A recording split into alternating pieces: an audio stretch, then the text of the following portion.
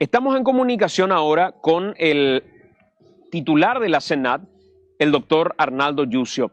Hola, doctor, ¿cómo estás? Muy buenas noches. ¿Cómo estás, Santi? ¿Estás por aquí? Bien, señor, aquí recapitulando todo lo que sucedió. Doctor, ¿cuánto tiempo llevó esta investigación? Y sobre todo, ¿cuánta gente estuvo involucrada en la ingeniería de los... Doctor, no sé si estás con el speaker, pero te escucho bastante mal. Hay un ruido bastante fuerte que está ingresando.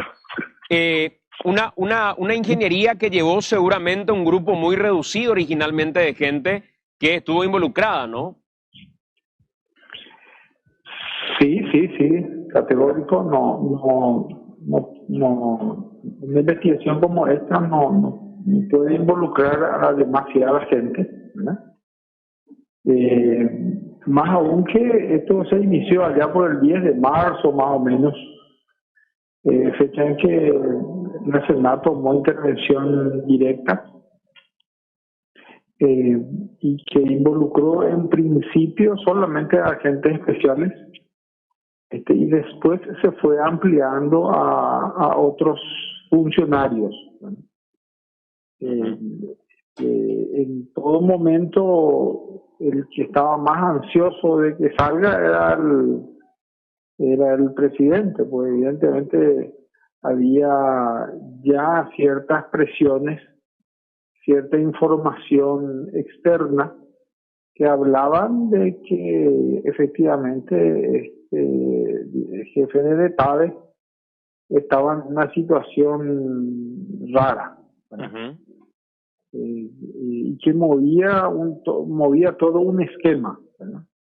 En principio, la información daba en que era solamente el general el involucrado, pero sin embargo, en la medida en que aquello fue avanzando, en que se fue profundizando la investigación,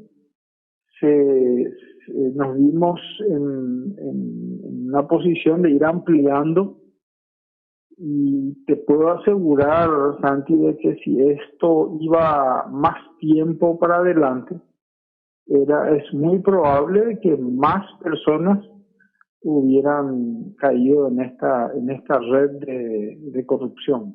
Doctor, ¿cuándo se decidió? A ver, primero, ¿cuándo tomó conocimiento el presidente de la República de que el propio general estaba involucrado en esta red? Porque, a ver, no es una decisión fácil el decir qué hacemos con el general. Y segundo, el tomar la decisión de darle esta visibilidad que expone a un hombre en el que se depositó originalmente una confianza importante para que esté a cargo de estos operativos en lo que es la policía aduanera. ¿Cuándo se comunicó al presidente y cuándo se decidió que se vaya adelante con la investigación y que finalmente quede expuesto el general? El presidente estuvo en conocimiento desde un principio, ¿verdad? Desde un principio, ¿verdad?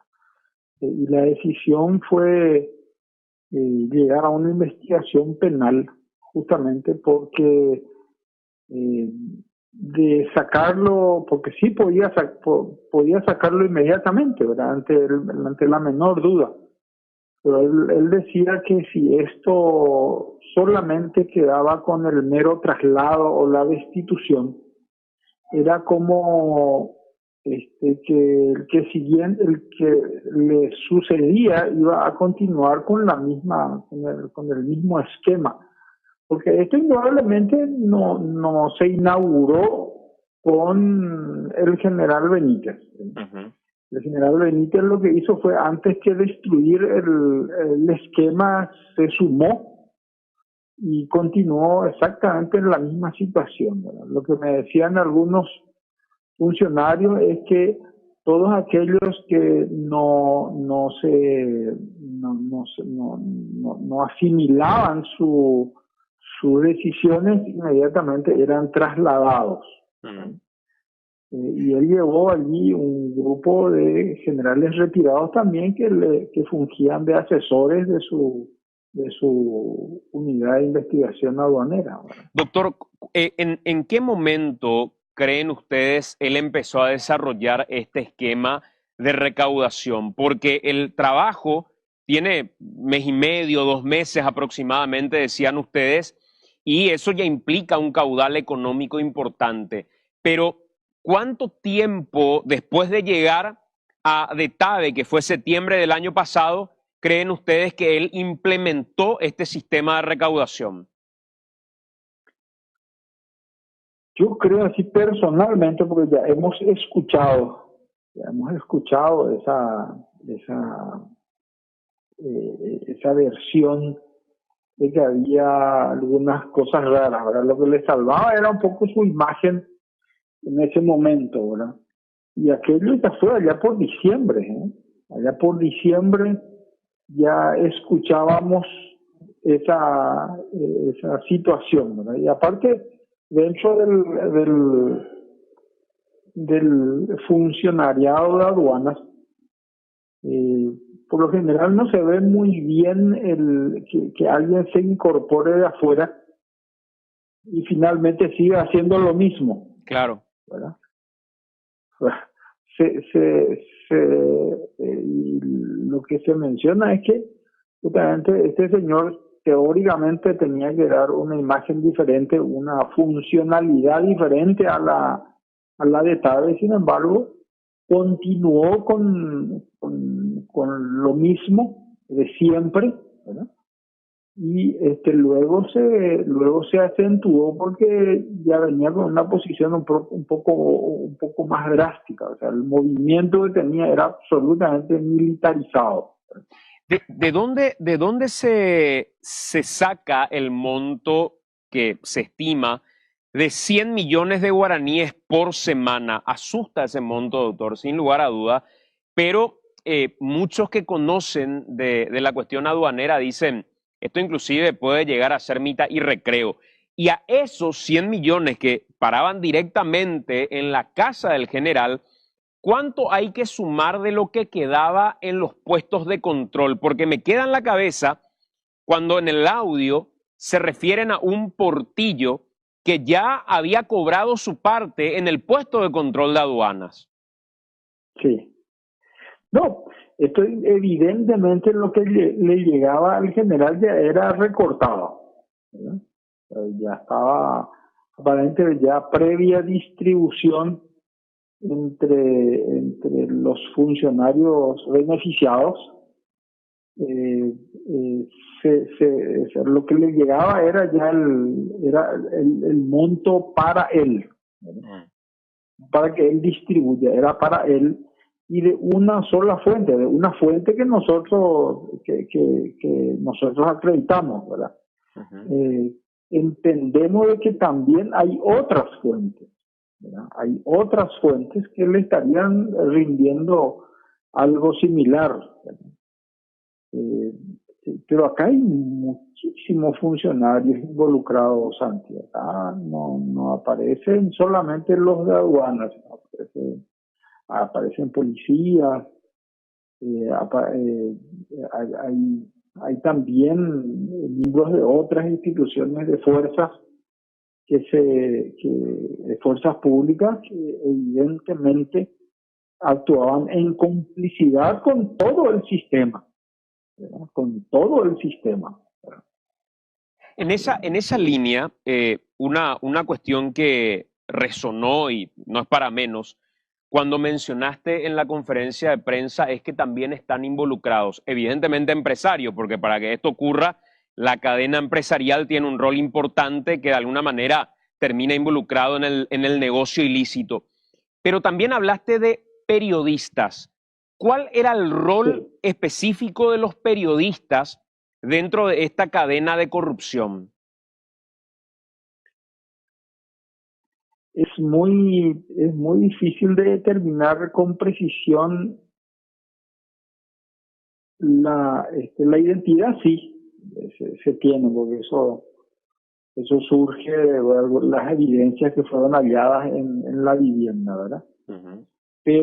Pero, ¿qué hacían cada uno de ellos y ellas en la o qué participación tenía, qué rol tenían, es hasta el momento mera especulación, ¿verdad?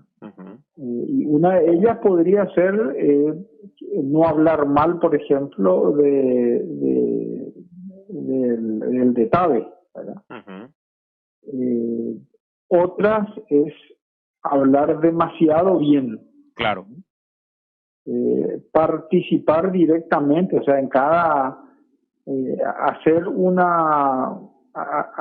de una incautación que por más pequeña que sea, de tomate o cebolla, bueno, hacer que eso sea así realmente toda una preparación de algo mucho más grande, ¿verdad? Y una presentación ante los medios que generaba así una expectativa y una imagen importante, ¿verdad? Claro, a ver, una Nosotros cuestión... creemos que directamente para que no hablen del tema, ¿verdad? Claro, a ver, una cuestión es darle visibilidad a una información como esta, un operativo donde cae nada más y nada menos que un general y toda una estructura que tenía. Pero lo que ustedes presumen es que este dinero que aparentemente, según los indicios, cobraban algunos periodistas, era para darle espectacularidad a pequeñas incautaciones que podía llegar a ser de TABE eventualmente, como para realzar la imagen de este organismo y del general en sí. Así es, así es. Es como tener su propio equipo de comunicación y de presentación de imagen, de proyección de imagen del de TABE y del general en particular. Se pagaban a periodistas para hacer ese tipo de operaciones. Y pero eso me estoy dando cuenta de que no es común, o sea, es común, no es atribuible únicamente a este caso, sino también aparentemente se dan en otras situaciones. Claro. En relación a los empresarios en sí, ustedes también tienen dentro de esta investigación el cruce que permita vincular a los empresarios, porque acá la cuestión estuvo, digamos, muy bien cerrada, doctor. Estuvo cerrada al punto de decir, esta es la promesa, pongamos en el caso de los periodistas, esta es la promesa de publicación, pero esta es la garantía de que el pago fue efectuado. Y así como corroboraron con audios, así como corroboraron con billetes que fueron marcados, en el caso de los empresarios y en el caso de los periodistas, también cierran el círculo de esa manera. Sí, sí. Bueno, en el caso de los periodistas reciben una suma de dinero, ¿verdad? En el caso de los empresarios, ellos dan un monto, ¿verdad? Dan un monto justamente para permitir la salida o el ingreso de mercaderías. Esa es la gran diferencia. Y en el monto que se incautó, precisamente hay parte del dinero que se recibió de en este caso de un empresario. En relación al dinero recaudado, ¿qué hacía el general con todo el dinero? Porque convengamos que iba a despertar una sospecha importante que el dinero sea depositado, por ejemplo, en alguna cuenta en particular. ¿Qué hacía con este dinero que, si uno calcula lo que pudo haber recaudado, si semanalmente eran unos 100 millones de guaraníes, en 4 meses fácilmente estamos hablando de cerca de 2.000 millones de guaraníes? ¿Qué hacía con este dinero para que no se levante sospecha respecto a depósitos en gran número? Y estimo que lo tiene guardado en algún lugar, Santi, ¿verdad? Estimo que lo tiene guardado en algún lugar o invertido en alguna operación. ¿verdad? Realmente la tercera fase es la primera, ¿verdad? La tercera fase, o tal vez sea la fase paralela a la primera, vamos a ingresar en un mundo en donde empecemos a investigar el patrimonio de todos quienes hoy aparecen en esta red que se individualiza en la imputación, Ujú, y otros que todavía no están incluidos, ¿verdad? ujú. Entonces, la investigación patrimonial es una indicación que estamos, no solamente en los casos de drogas, sino el lavado de dinero es muy importante eh, para determinar justamente de que el dinero obtenido producto de este tipo de operaciones ilegales está siendo invertido en algún otro bien o haciendo remesas al exterior. Ministro, en esa línea, ¿qué tan importante es para ustedes, hablando de investigación patrimonial, digo, para ustedes en carácter de investigadores, incluyo por supuesto al Ministerio Público en esta unidad anticorrupción de élite que trabajó también, así como la unidad interna de control encabezada por Fuster, el que se den a conocer, como la ley marca, los datos de declaración jurada de funcionarios que ingresan a la tarea pública y la contrastación de esa declaración jurada con el estilo de vida que llevan y con lo que tienen básicamente. Para estos casos es relativamente fácil, Santiago, ¿no? Porque ya hay una investigación, ¿no? Ya hay una investigación abierta, y lo que se va a hacer es simplemente solicitar que se remita en esta investigación la declaración jurada de estos funcionarios, ¿no? En donde se torna un poco difícil es cuando no existe una investigación, ¿verdad? No existe y hay sospechas, ¿verdad? O se dice, por ejemplo, que cierto funcionario o funcionaria pública tiene un movimiento patrimonial que no es acorde a sus ingresos, ¿verdad? Que yo así diariamente estoy recibiendo informes que te dicen, doctor, tenés que fijarte, al lado de mi casa vive un funcionario que es tal cosa, su salario es 2.500.000, pero tiene una mansión fastuosa. Uh-huh. No acceder rápidamente a los datos de la declaración jurada o en mi propia institución, ¿verdad? En mi propia institución también, ¿verdad? Uh-huh. Es cuando genera cierta dificultad en la investigación.